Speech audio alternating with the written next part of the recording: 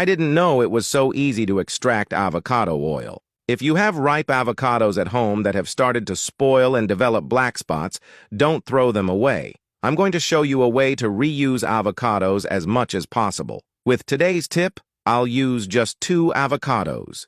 To begin, let's cut the avocados in half and remove the seeds. Let's make the most of them, and I'm sure you've never seen this. It's possible to use the extracted oil in different ways. The best part is how we're going to extract it. To start, with the help of a spoon, I'll completely remove the avocado pulp and place it in a container. I'm using 2 perfectly ripe avocados for consumption. Ideally, use those that are close to spoiling and not suitable for eating. Since this is just a demonstration, in this video, we have no problem using avocados that have veins. Once we're at this point, I'll use a food processor to completely mash the avocado. As we proceed with the process, it's important to do it this way. If you prefer, you can also puree the avocado. The advantage of this oil is its versatility, perfect for salads. Now we're going to put it in a pan over low heat. It's best to use a spatula to stir constantly. And before I forget, tell me which city you're watching from so I can send you a big hug.